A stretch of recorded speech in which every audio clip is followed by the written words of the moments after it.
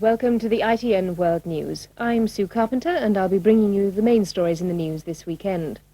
First, Lithuania's President Vytautas Landsbergis has called on his people to use less fuel and other raw materials to reduce the effect of a threatened economic blockade by Moscow. Mr. Landsbergis called the blockade the Kremlin's unpleasant Easter present. Soviet President Mikhail Gorbachev says vital supplies to Lithuania will be cut off if the Republic does not rescind legislation passed since its unilateral declaration of independence last month. At a press conference last night, Lithuania's president repeated his refusal to withdraw the Declaration of Independence, saying that Parliament wouldn't discuss Moscow's ultimatum until Tuesday after the Easter holiday. But he said moves were already underway to devise ways of surviving an economic blockade. The Republic gets 90% of its gas and oil from the Soviet Union. Lithuanians are hoping that other parts of the Soviet Union, which are sympathetic to its independence cause, will be reluctant to cut off supplies of raw materials. Lithuania's Prime Minister says efforts are being stepped up to establish economic ties with the West. The Republic produces more meat and milk than it consumes, and its leaders don't believe they'll be starved into submission. Hungary is moving into a new phase of economic freedom, with laws permitting foreign companies to set up businesses without government involvement. Investors are queuing up, especially the Americans.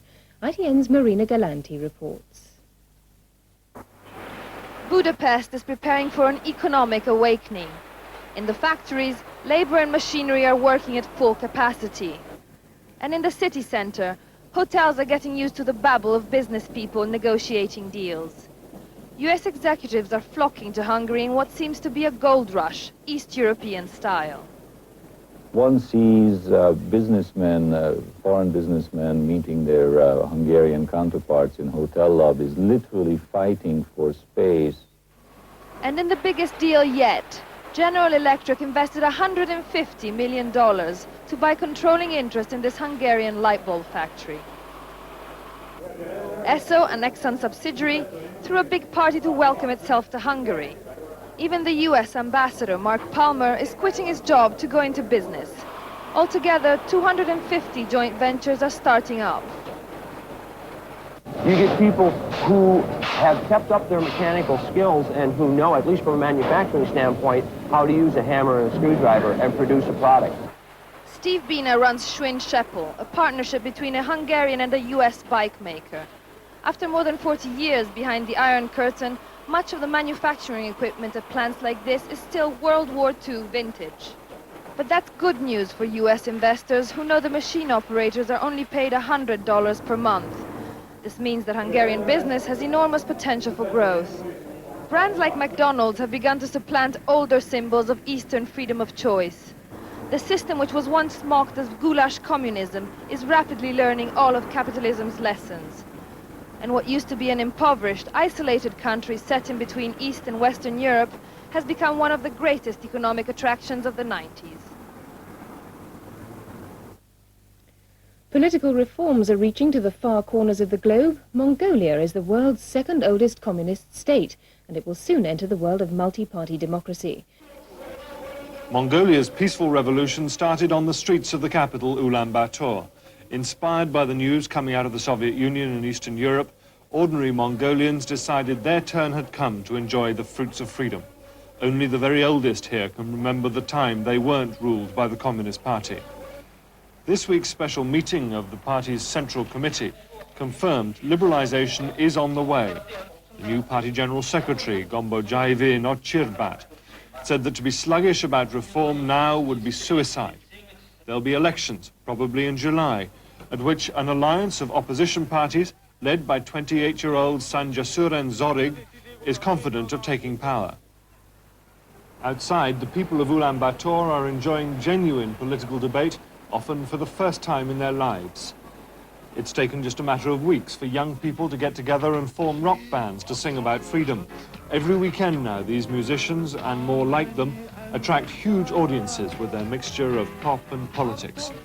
And it's spreading beyond the capital, out into the vast empty spaces of a country almost as big as Western Europe, but with a population of just 2 million. It's out here, on the northern borders of China, that Mongolian democracy might run into trouble, because there are more Mongolians in China than in Mongolia itself.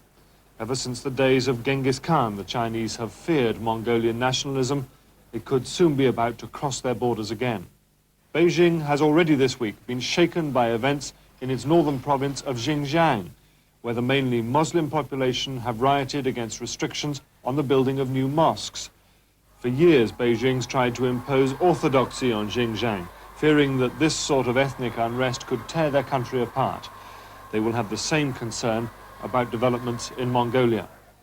The Soviet army has always been Mongolia's defense against China, but not for much longer. These men are on their way home, the beginning of a complete Soviet pullout. Sandwiched uncomfortably between the Soviet Union and China, Mongolia will now have to fend for itself. It'll be a precarious existence for one of the poorest nations on earth. They will have to tread warily to ensure their newfound taste for democracy does not prove unacceptable to their giant neighbour to the south. British defence and arms industry experts have cast doubt on a theory that sections of steel pipes destined for Iraq were designed to help put satellites into space. British Customs Service officers say the theory is supported by links between the British manufacturer and ballistics genius Dr. Gerald Bull. He'd been working on a project for a company with Iraqi connections, which was trying to design a land-based system for shooting satellites into space. Dr. Bull was murdered last month. Police described the killing as a professional contract shooting. Walter Summers, the West Midland engineering company, which was one of those involved in making the pipes for Iraq, is cooperating fully with the customs investigation, according to excise sources. As the controversy over the cylinders rumbles on, customs and excise have suggested they were intended not for a gun to attack enemies like Israel, but in order to launch satellites into outer space. That was the project Dr. Gerald Bull, the artillery designer murdered last month, was working on for much of his life. The high-altitude research project, HARP, was abandoned by the US and Canada so they could concentrate on rocket-launched satellites. Dr. Bull was working with Iraq when he was murdered, and customs say they've established links between his company and one of the British firms making the Iraqi pipe. But some specialists doubt that Dr. Bull's idea could ever have worked. Technically, it's not really feasible because any satellite that the Iraqis would want to launch would have a lot of delicate instruments on board, and the force of the explosion would smash those instruments to smithereens. Saddam Hussein's Iraq is already developing a conventional rocket to launch satellites. So if customs and excise theory is right, then Iraq would have been spending millions of pounds on a launch system of highly questionable effectiveness. Nelson Mandela, the Vice President of the African National Congress, has arrived in Britain. The trip is being described as private, and he won't be meeting any government officials, at least not publicly. Mr. Mandela will attend a special rock concert at London's Wembley Stadium and address a worldwide audience through a satellite link. The last time Nelson Mandela flew into Britain, he was on the run, soon to be imprisoned in South Africa. 28 years later, he returned as a free man and clearly happy to be back. We have always looked forward to this occasion. An occasion when we can thank the British people for the support which they have given us in the course of our anti-apartheid struggle. No mention, though, of the British Prime Minister. He won't be meeting Mrs. Thatcher or any other government representative. This is being treated as a private visit. But as Mr. Mandela arrived at his central London hotel, for a moment he put aside the controversies of this visit, stepping out into the Easter sunshine to salute his supporters. Several hundred ANC members had waited hours for a glimpse of their leader, many rushing forward to embrace Mr. Mandela and his wife Winnie. He's expected to urge ANC exiles in Britain to return home to South Africa to help with the anti-apartheid struggle.